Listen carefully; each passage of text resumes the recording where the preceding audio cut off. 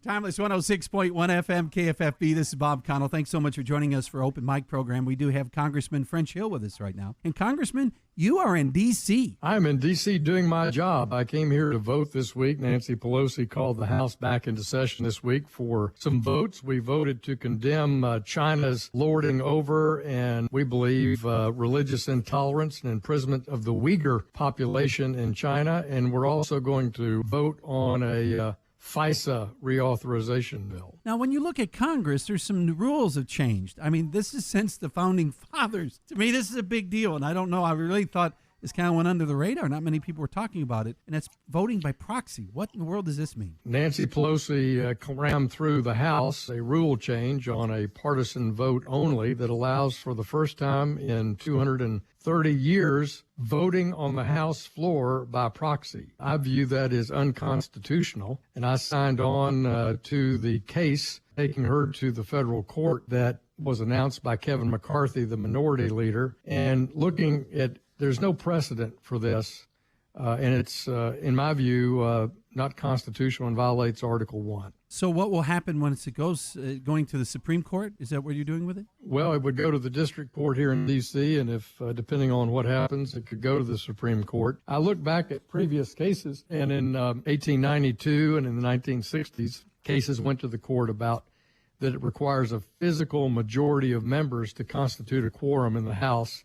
That has been the rule since the beginning of the Congress, despite being invaded by the British in the War of 1812 or fighting a civil war or yellow fever or who knows what. People have come here, assembled, debated, deliberated, and determined policy for the American people, representing every citizen in the people's house. Now, kind of looking at Congress, if you go back that far, going back to England, I mean, it's been basically since the founders founded our government. You are also part of this parliament. I remember our interview a few years ago that you actually got to go to England with a colleague of yours in England and experience the parliament. Explain what goes on there. Yeah, well, the lower house in parliament's the House of Commons. They have over 600 members in the lower house. We have 435 here. They represent a constituency of about 75,000 or so. We represent about 750,000 here in the United States. And then the upper house in the House of in Parliament is the House of Lords. That used to be hereditary. You could only inherit. You were a peer, and you could inherit your membership in the House of Lords. Now, House of Lords members can be appointed by the parties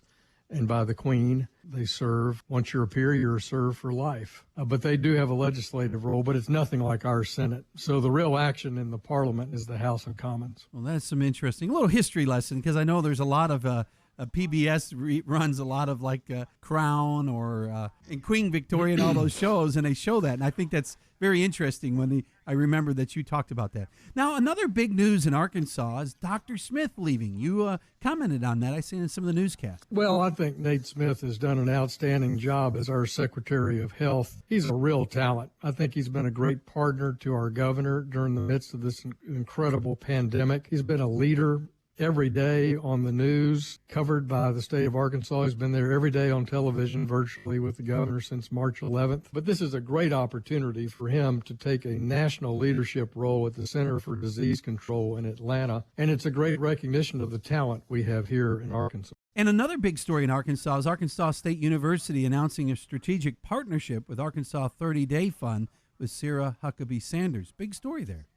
Yeah, I was delighted to see Sarah Huckabee Sanders and her husband, Brian, step up to try to help small businesses get the financial support they need to get reopened, get their employees back on the job. This is the most important thing we can do to get our economy back to full capacity. So I was delighted to see Sarah Huckabee Sanders initiate this effort to help our small businesses. We appreciate you taking time and talking with us. We've been talking with Congressman French Hill on Timeless 106.1 KFFB. Thanks, French. Bob, great to be with you. Thank you.